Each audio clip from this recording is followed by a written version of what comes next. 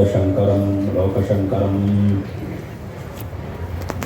ಪರಮ ಪೂಜ್ಯರಾದ ದಕ್ಷಿಣಾಮ್ನಾಯ ಶೃಂಗೇರಿ ಶಾರದಾ ಪೀಠಾಧೀಶ್ವರರಾದ ಅನಂತ ಶ್ರೀ ವಿಭೂಷಿತ ಜಗದ್ಗುರು ಶ್ರೀ ಶ್ರೀ ಭಾರತೀ ತೀರ್ಥ ಮಹಾಸ್ವಾಮಿಗಳವರು ನಮ್ಮ ಗುರುವರಿಯರು. 2014ನೇ ವರ್ಷದಲ್ಲಿ ಈ ವಿಜಯಪುರಕ್ಕೆ ಆಗಮಿಸಿ ಇಲ್ಲಿ ನೂತನವಾಗಿ ನಿರ್ಮಾಣ ಮಾಡಲ್ಪಟ್ಟಂತಹ ಶಂಕರ ಮಠದಲ್ಲಿ ಶಾರದಾಂಬ ಶಂಕರಾದಿ ದೇವತಾ ಪ್ರತಿಷ್ಠೆಯನ್ನು ತಮ್ಮ ಅನುಗ್ರಹಸ್ಥಗಳಿಂದ ಮಾಡಿ ವಿಶೇಷವಾಗಿ ಅನುಗ್ರಹವನ್ನು ಮಾಡಿದ್ದಾರೆ.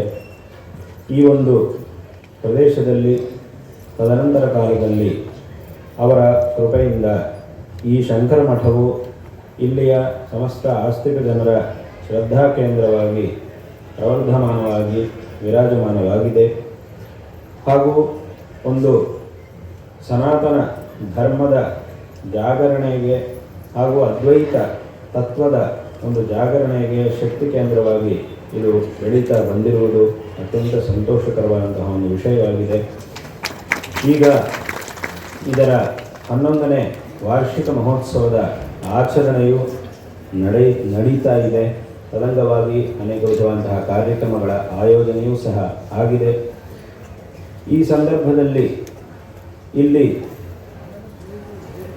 ನೂತನವಾಗಿ ಒಂದು ಸಭಾಭವನವನ್ನು ಸಹ ನಿರ್ಮಾಣ ಮಾಡಬೇಕು. ಇನ್ನಷ್ಟು ಧಾರ್ಮಿಕವಾದಂತಹ ಕಾರ್ಯಕ್ರಮಗಳು ಚೆನ್ನಾಗಿ ನಡೆಯುವುದಕ್ಕೆ ಅನುಕೂಲವಾಗುವಂತೆ ಸಭಾಭವನದ ನಿರ್ಮಾಣವೂ ಸಹ ಆಗಬೇಕು ಅನ್ನೋದು ಅನೇಕ ವರ್ಷಗಳಿಂದ ಇರುವಂತಹ ಒಂದು ಸಂಕಲ್ಪವೇ ಆಗಿತ್ತು. ಆದರೆ ಅದರ ಒಂದು ಪ್ರಾರಂಭ ಮಾಡುವಂತಹ ಸಮಯ ಬರುವುದರಲ್ಲಿ ಸ್ವಲ್ಪ ವಿಳಂಬ ಆಯಿತು. ಆದರೆ ಈಗ ಅದನ್ನು ಶಿಲಾನ್ಯಾಸ ಮಾಡಿ ಅದನ್ನು ಪ್ರಾರಂಭ ಮಾಡುವಂತಹ ಒಂದು ಸಂದರ್ಭ ಈ ಒಂದು 11ನೇ ವಾರ್ಷಿಕೋತ್ಸವದ ಸಂದರ್ಭದಲ್ಲಿ ಅದು ಬಂದಿದೆ.